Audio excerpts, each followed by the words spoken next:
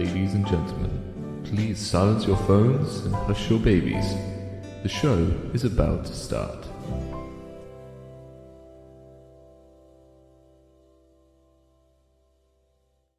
Hello everyone, welcome, good evening, bonjour, and dare I even say howdy. My live stream just started going off in another tab there. Welcome everyone to a live stream that we've not done in a while. We've not had a live stream in a good while, and I'm excited to be here with you all. I'm heading to America next week, so I thought it'd be good to check in with the audience, check in with all you lovely people before I head across the pond and won't be live streaming for a little while. So, right, we're going to look at your Mormon hot takes today. I went all over social media and asked you to submit your spiciest of takes about the Mormon church. I've gathered some that I can get hold of, and I'm hoping that you guys in the chat will also be giving me some hot takes during this live stream. So without further ado, I say let's just crack on with it. See if I get on. Okay, the first hot take is that the King Follett discourse should be canon. I don't know how hot a take this is, actually. Like, it's not a common take. I don't know many people who are advocating for it to be canon. I think there's a broader conversation here to be had about what is canon in the LDS Church. Jeffrey R. Holland famously talked about us having an open canon of Scripture. I feel like I should be... There you go. That's a better way to do this. Yeah. So Jeffrey R. Holland talked about the church having an open canon of Scripture, which is a key LDS belief. And questions around what becomes canonized and what doesn't, what is doctrine and what isn't, are very confusing within the Mormon church. They're very difficult things to pass out often. One of the things that is put forward is that it has to be taught by multiple church leaders over time in order for it to be considered church doctrine. Well, some of the things within the King Follett discourse certainly are church doctrine by that standard. You've got Joseph Smith's teachings on deification, around, God was once a man like us. You've then got the couplet by Lorenzo Snow that he put together as man is, God once was. No. Yeah, as man is, God once was. As God is, man may become. Which then Gordon B. Hinckley tried to kind of weasel his way out of in an interview, saying, "Oh, I don't know that that's doctrine," but it's taught in church manuals. It's there in church reading materials. So there's not much getting around it really, in that respect. So yeah, I would say that there are parts of the discourse that certainly could be considered doctrine. And so the question then is, should it be canonized? Should it be put within Scripture? Tim in the comments is saying, which version, can I show that on screen? Yeah, which version, the one Joseph Smith created from 4 or 5 different sources. There is that one that's in a book called The Teachings of Joseph Smith, I believe, that's published in the 30s, I want to say. But it is drawn from a sort of a shorthand account, a longhand account, and a sort of minute-taking style account by 3 different individuals. There's no sort of complete sermon, and maybe that's the reason why it's not canon. So in terms of this going from sort of cool ranch to hot, extra hot, spicy, what's the really hot Dorito? Flaming hot. That's the one. In terms of it being like cool ranch or flaming hot, this is a sort of tangy cheese, maybe. It's like, yeah, it's a take, but it's not a particularly hot take. So apologies if you're the person that submitted this and you don't like my take on your take, but them's the breaks. Right. Next hot take. A critical study of the historical figure of Moses challenges Joseph Smith's prophetic claims. Yeah, that's a pretty hot take, to be fair. And I think what this person's referencing to, because they sent some kind of like explanatory notes with this hot take, which, by the way, next time I come out here asking for hot takes, explanatory notes is exemplary behavior. Please and thank you. Bring those with you. Someone's saying, hang on, before we get into this, as a Nevermo, I thought for a second this was some sort of Lord of the Rings thing. While I talk through this hot take, please explain that comment. I want to know what you think is going on here that makes it very Lord of the Ringsy. But welcome, Statistical Bet. Okay, so the Elijah Elias problem in the Kirtland Temple is the idea that Joseph Smith claims to have seen two figures, Elijah and Elias. The problem is those are the Greek and Hebrew names for the same person, and he didn't understand that. Joseph Smith's biblical ignorance, essentially, there, or ignorance of biblical scholarship, which he maybe couldn't have been expected to have at the time, unless, of course, he was speaking to a deity or just actually seeing individuals who correctly named themselves. But yeah, he just didn't know that Elias and Elijah are the same person. So that's a problem in and of itself. But then, if you look at someone like Dan McClellan, and I'll post a link to his research in the description, Dan McClellan will come out and say that Moses was not a real historical figure. The data don't support that, as he would say. And so what that leaves us with is not only is Joseph claiming to see two individuals who are actually the same individual as resurrected beings, he's also claiming to see, as a resurrected being, a historical figure that is well agreed amongst academics, it would seem, didn't exist. So who did Joseph Smith see? That's I think people struggle with historians in terms of they can dismiss them. You know, Mormons will dismiss historians. They will kind of wrestle with them and say, no, we don't agree with historians. But they are less able to dismiss a clear biblical misunderstanding by Joseph Smith. And so I think the combination of the two is pretty dicey, because you can lead in and say, well, okay, Moses wasn't a real historical figure and Joseph claimed to see him. But then also he was claiming to see two figures that are just the same person. So he doesn't understand the Bible in terms of its Greek and Hebrew origins, and he's claiming to see someone that historians say didn't exist. So a pretty hot take, and not a bad take either. I think the further you delve into that story in the Kirtland Temple, the worse it gets for Joseph, unfortunately. Statistical Bet was saying King Follett could be a Lord of the Rings character. It does sound like it. It does indeed sound like it. Right, next hot take. We're going to smash through these because I still need to pack my suitcase. Right, okay, cool. This hot take comes in: the church will eventually allow gay marriage in the temple. Now, there's a couple of thoughts about this. I mean, just running the numbers, I don't even know if it's that hot a take, because I don't know whether it is just something that is inevitable, or is it? Okay, there's something we need to define here. There's two kind of ways you can look at something being a hot take, right? It's either a hot take because, oh, okay, that's controversial, or it's a hot take because, like, yeah, well, that's a really interesting thought. This isn't particularly, well, this is kind of controversial, but also saying black members would be able to access the salvific ordinances of the temple at one point would have been a hot take, I suppose. So yeah, okay, it's a hot take in that it's controversial, but I don't think it's impossible. If you look at the numbers, if Mormonism is really about salvation for everyone, and the highest level of that salvation sort of can only come from being sealed in the temple, then polygamy means that some guys are going to have multiple wives and some guys are going to have no wives at all. And so who are you going to seal those single men to? Other men, unless we're allowing for sort of polyandry. But the thing is, polygamy is a current practice within the Latter-day Saint movement in terms of temple sealings. There is the practice of sealing one man to multiple wives. The prophet of the church is a great example of that. Daniel H. Oakes is sealed to two women currently. The previous prophet was also sealed to two women. So polygyny, that is happening.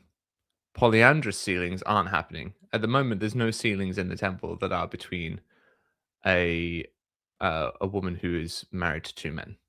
That's not going on, which is what makes me think that's not a workaround in the afterlife. Whereas, but then neither is gay sealings. That's not happening now either. And so it's a question of which one they would pick, I suppose. And there is historical precedent for polyandry.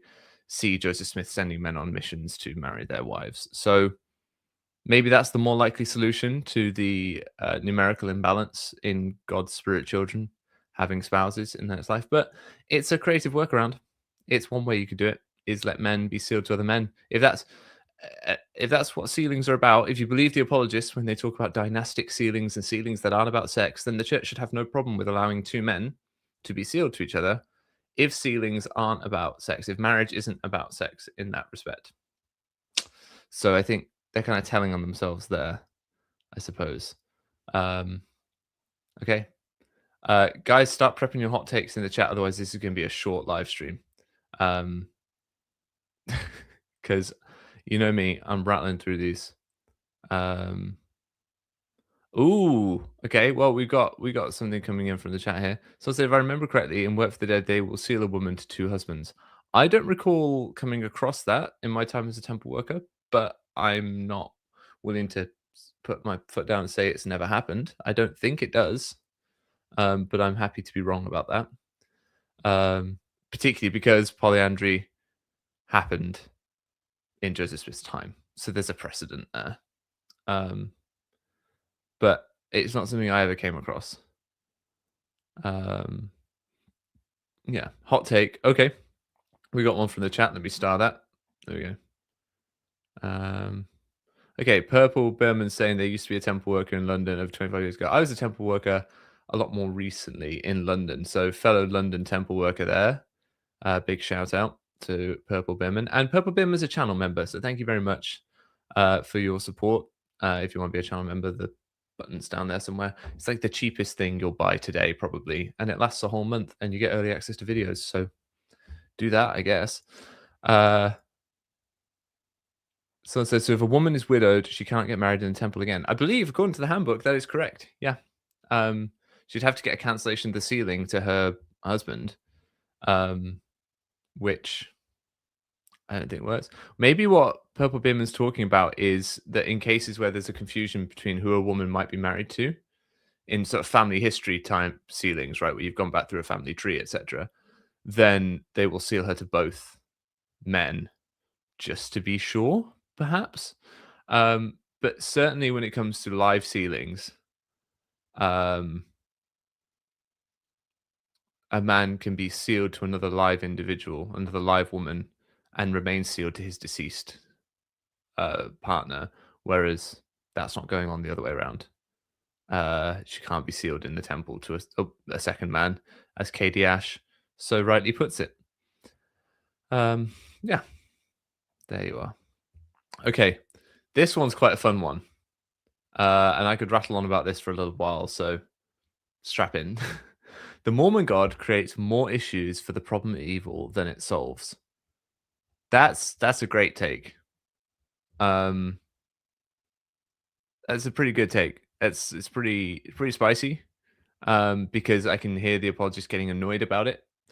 But yeah, it's a good take because, well, let's run through it for a second. So the way this works for Mormon apologists is to get around the problem of evil, they'll create a limited God. They'll say, yes, but God is limited. God isn't truly omnipotent. Even though Dietrich Uchtdorf recently taught that God is omnipotent, and church leaders will characterize God as omnipotent. Apologists like Jacob Hansen can just get away with saying, well, no, he's not omnipotent. And no one calls them out and says, well, why are you disagreeing with the brethren? Why are you contradicting them? They don't get called into a disciplinary council or anything. They just get allowed to shoot their mouth off because, like, well, it seems to suit the church that people take comfort in whatever explanation they give, and that keeps people in. So, yeah, that's a shame. Anyway, so what they'll do is they'll create a limited God and say, well, God is still bound by rules. Okay, well, fine. But that means then that God can't do things. God is not omnipotent, and I'm not sure at what point he stops being sort of worth worship at all, because he stops being a sort of powerful being that can actually intervene in any meaningful way. Because the question is normally, why is there suffering if God is omnipotent? Because if he could stop it, why doesn't he? So the idea in this Mormon apologetic is, well, God can't stop it.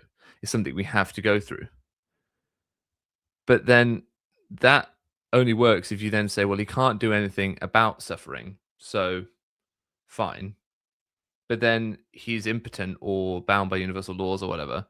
But then why are we worshipping him at that point? What's meaningfully different between him and any other force of the universe? What can he actually do?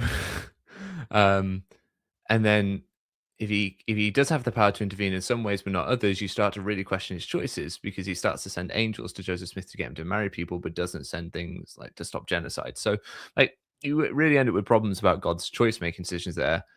Um, and it can be very difficult to try and explain why God can intervene in the personal agency of Joseph Smith in order to get him to do what he wants there, but not intervene in the agency of Joseph of a dictator or someone who's creating massive problems in the world.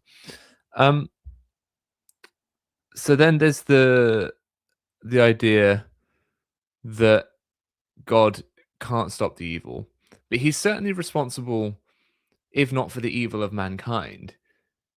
He's certainly responsible for natural evils or natural suffering, causes of suffering, like earthquakes and volcanic eruptions and tsunamis and tornadoes and all those sorts of things. Because it, the LDS temple ceremony shows God creating the earth. So God chose to create a world which involves these things that kill human beings and cause suffering. He created the ring of fire in the Pacific, right? He created fault lines. He created plate tectonics, which just seemed to really cause suffering amongst people. God created that, if nothing else. So even with the free will argument to one side, where he can intervene or he can't intervene or whatever with people's free will, he created an environment in which people suffer. So trying to make God less powerful and say that he can't fix it all, he just has to work with what he's got. If you can't even create an Earth without natural disasters, then like okay, if it's like Hitchhiker's Guide to the Galaxy where he just kind of is designing a planet and he's constrained to a certain sort of planetary design because he's just one of many gods and he's used to be a man, etc., then he's kind of little more than an impotent middle manager. And now that I think about that that could be the reason that modern Mormonism seems to embrace such middle manager types within its leadership structure. People like, um, well, the current crop of church leaders, this sort of middle management, white collar worker type. Um, they seem to thrive within the Mormon leadership structure, and maybe that's because the Mormon God's actually just a kind of impotent middleman. Because yeah, there we are. I think it's a good take. The Mormon God creates more issues for the problem of evil than it solves. Because I don't think it solves the problem of evil. It actually just makes God less worth worshipping and evil still exists. So yeah. Um oh, someone said if God's listening, he wants Babel fish. Yeah, I'd like Babel fish. I think they're useful. Although we're getting close to those.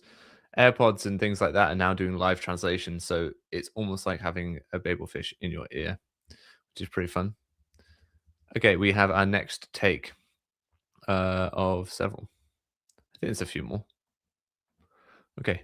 General authorities should either get more specific about the supposed encounters with Jesus Christ or not claim to have them.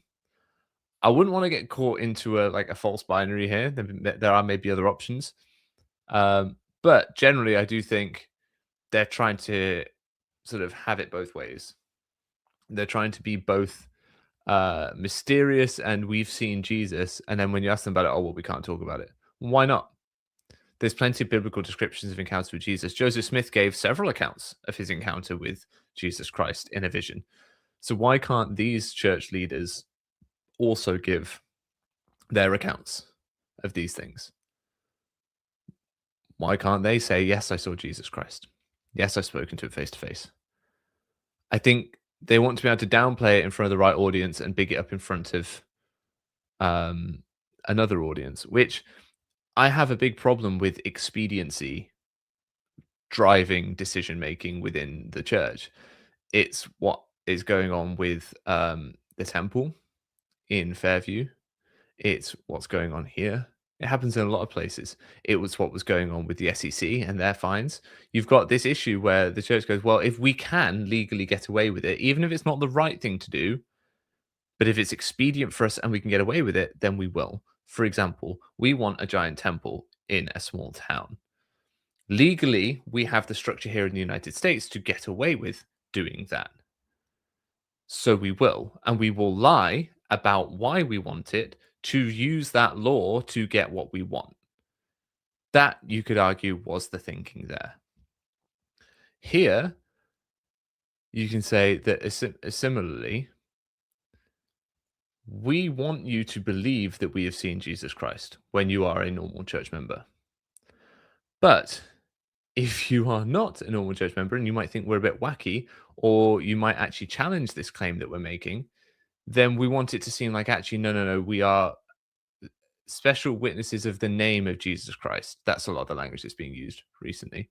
We haven't seen him. We are just witnesses to his name, to his mission, etc.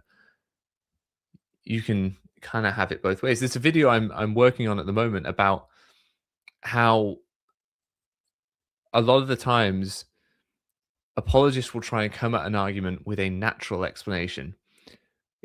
Looking for archaeological evidence, looking for how the DNA works, looking for, in the case of witnesses, looking for witness testimony and going, right, well, witness testimony is a form of natural evidence. Someone has seen something, and so we can rely on it. What we see is it will resolve into a supernatural explanation. Oh, well, no, actually, even if I gave you these plates, you wouldn't believe, as M. Russell Ballard said.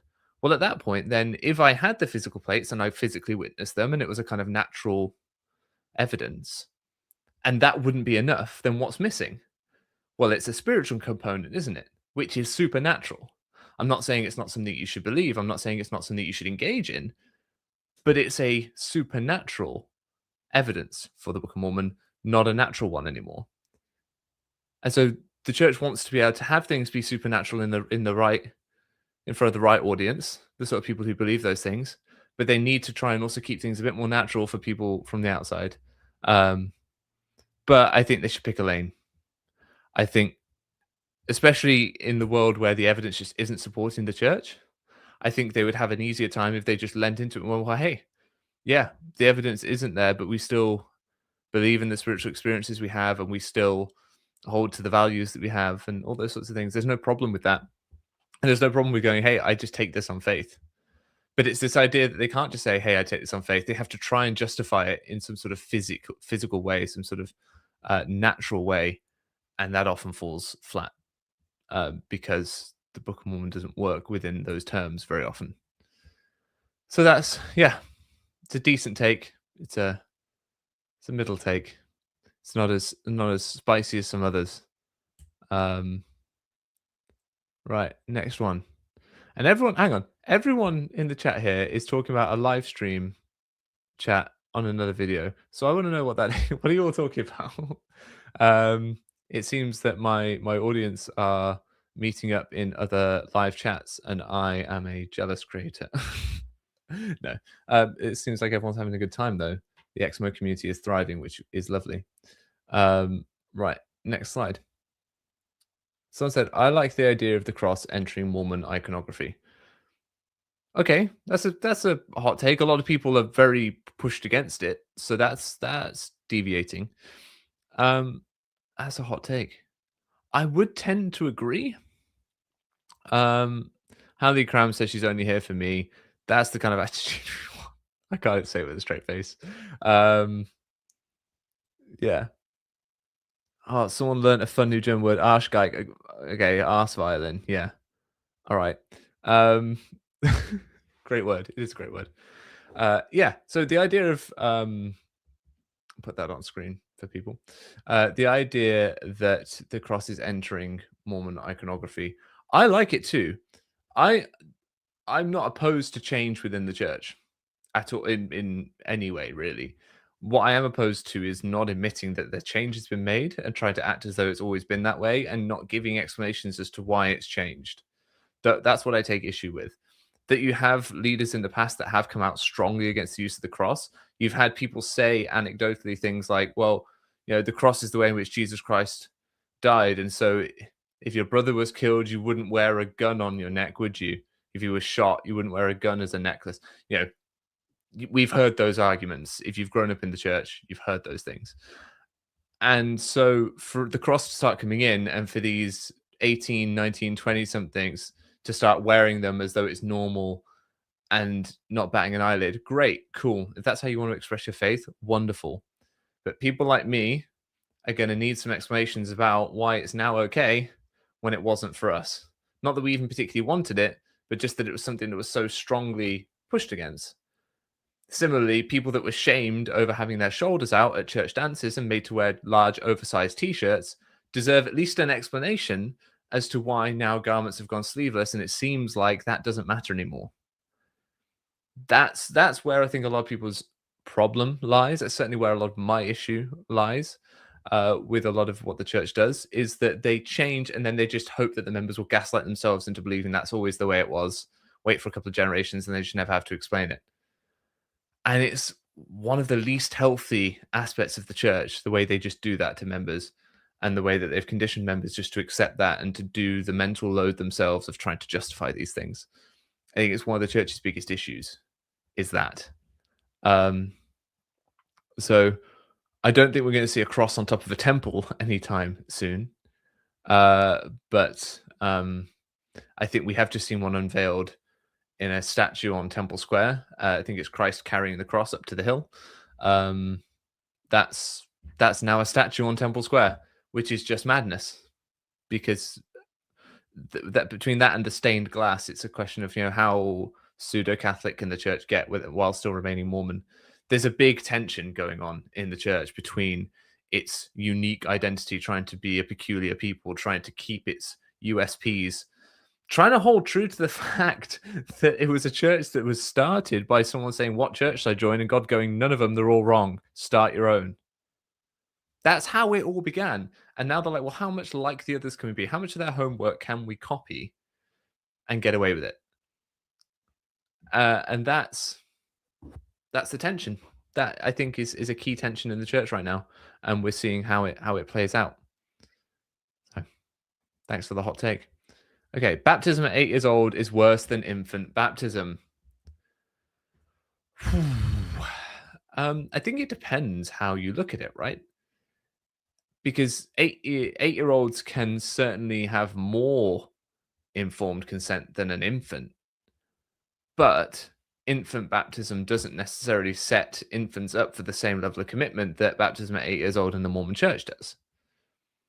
And so in that respect, I think baptism at 8 is much worse than baptism as an infant, because getting christened in the Church of England creates very little by the way of lifelong obligation to give 10% of your income to an institution and commit to entering into all its subsequent covenants until you get into the temple, which you enter into without proper informed consent. Even now, they're talking about some of the covenants, still not proper informed consent. So, yeah, that's much worse than being sprinkled and made Anglican, right? Just much worse. But equally, infants just have no concept of what's going on at all, whereas 8-year-olds at least have some idea of what's happening, even if they're under incredible familial pressure and social pressure more broadly, and the threat of sweets or being withdrawn. No 8-year-old chooses to be baptized. It's something that really upsets me whenever I see a little poster that says, "We're so proud of Jaden's choice to be baptized." Your 8-year-old didn't choose. They didn't. Neither did the infant. So in that way, they're the same. There's no difference there. And so then all we have to ask is, what is 8-year-old baptism asking of the person versus what is infant baptism asking of them? And so I think, I think that this is right. It's not a take I've heard before very often, but I think it's a good point. Baptism at 8-year-olds is worse than infant baptism, and yet the Book of Mormon derides infant baptism as an abomination. And at that point, you used to have to start asking, okay, why did the author of the Book of Mormon think that 8 years old is old enough to make this kind of lifelong decision? And if that was the same man that thought 14 years old was old enough to enter into a polygamous relationship, then that could explain some of it, I suppose. Maybe. Maybe. And that is the end of the hot takes that we have from those that have been submitted. So, everyone, if you have hot takes, prep them in the chat. We have one that's come in already from Web Geek Ent. Web Geek Ent says, hot take: the church's move to push service missions by making them equal to proselytizing ones. What's the hot take in there?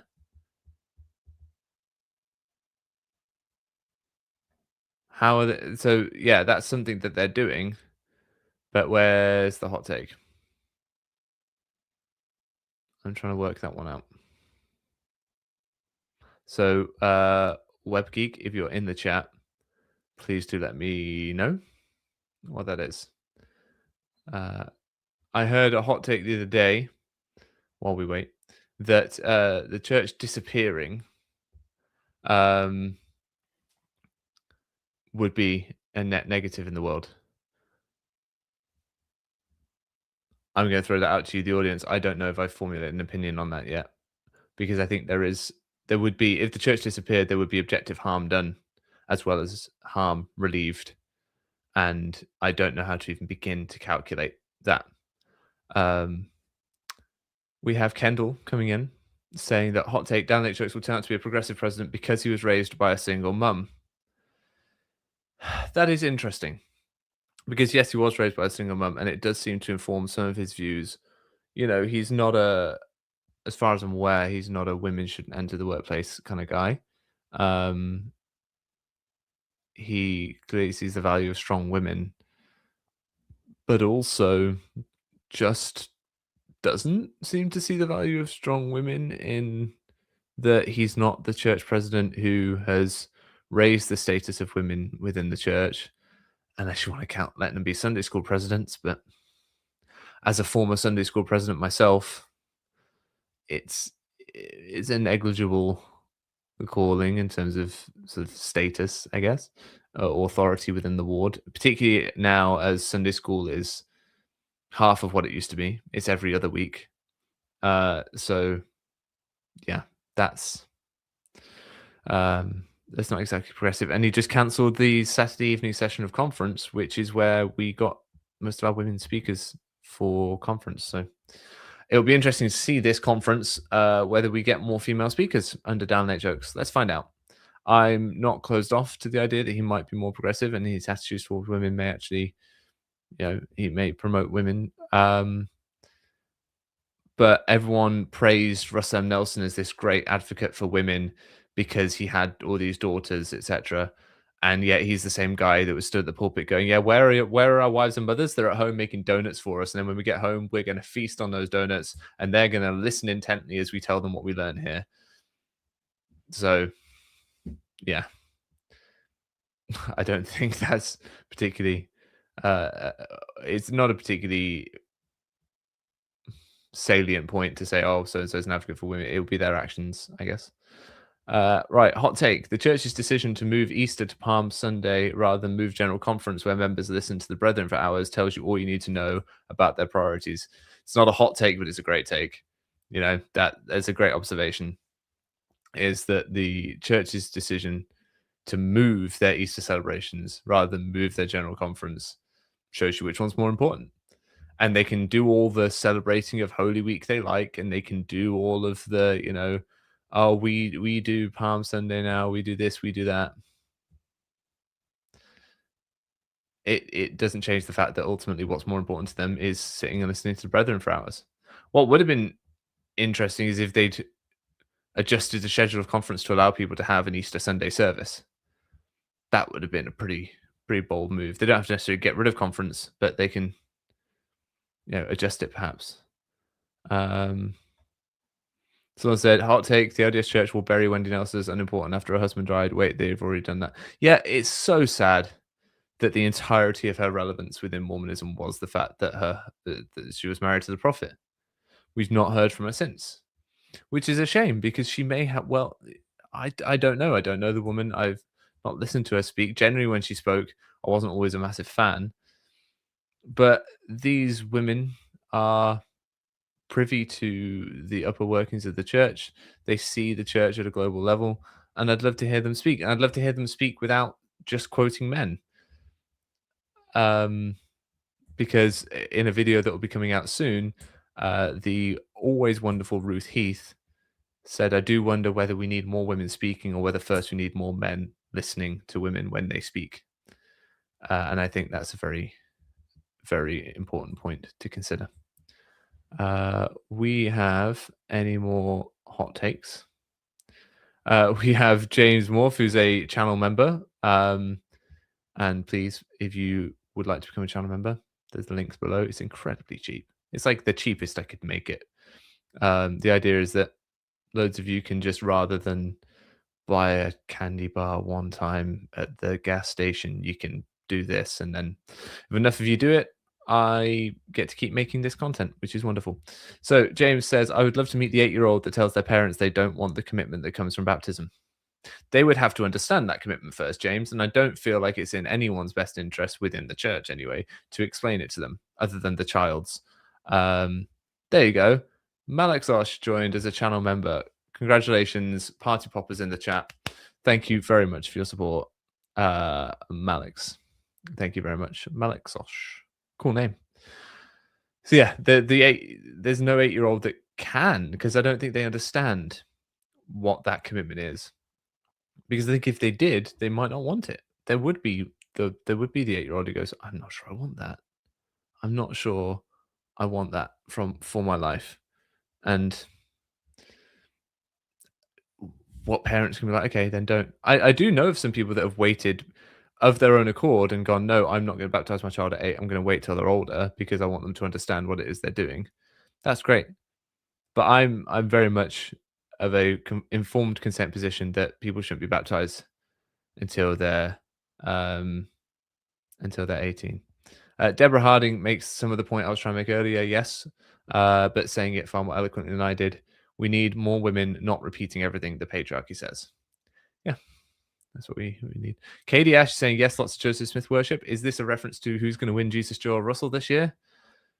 We'll wait and see who will win Jesus, Joe, or Russell this weekend.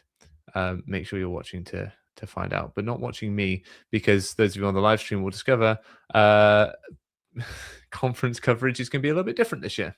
And that's all I'll say. You'll have to tune in to see more of how it will be different, but it will be different.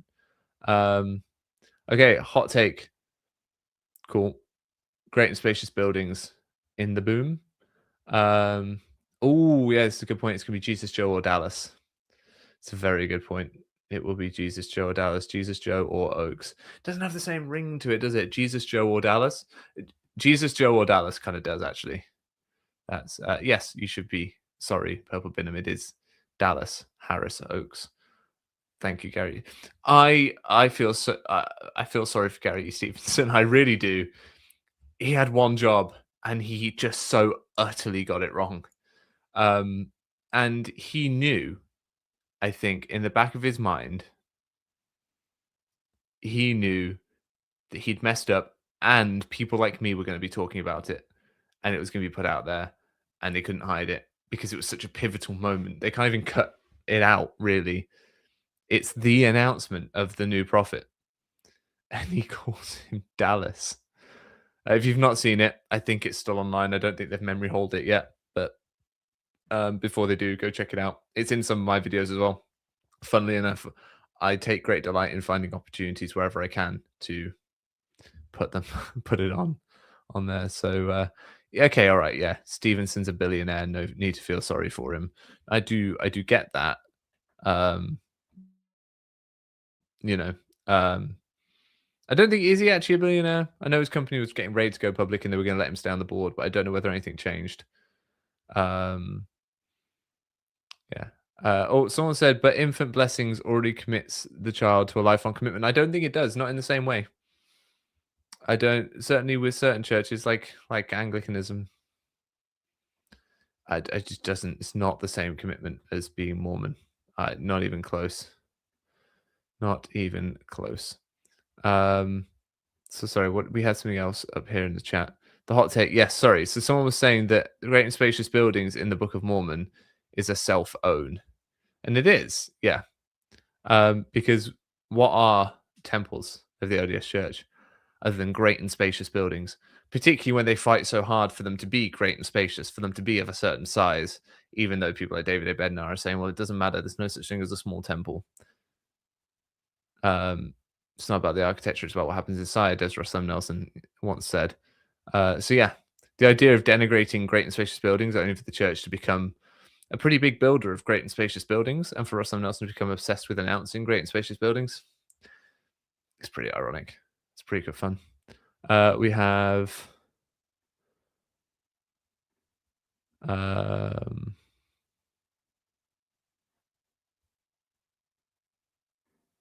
you go. So someone's saying it's not a commitment, infant baptism, more like an expressed parental deep wish. Infant baptism is for the parents. Confirmation and Eucharist are taken at the age of reason, and a child can object. There you go. Purple Perm is saying, yeah, the Salt Lake Temple isn't even on foundations anymore. It's not built upon a firm foundation. That's a shame, isn't it? But it is on a seismic proof foundation, which is kind of important. We don't want that thing falling down. It is an important piece of American heritage, that building. It's part of the historical record, whether you believe in what happens in it or not. So, okay, folks, I am going to go pack, ready for my trip. There is a little hiking meetup somewhere. So that's gonna be fun. I'll be hiking with some people, and I'm generally gonna have a good time. So I will be sure to tell you all about it. And yeah, make sure you stay tuned. Make sure you hit subscribe so you find out all about my my latest adventures, what's going on in the world of Mormonism. I will bring you the latest in the world of Mormonism with a British blend always. So tune in this weekend. I've got all my conference predictions coming out this week. So make sure you get yourself in the comments.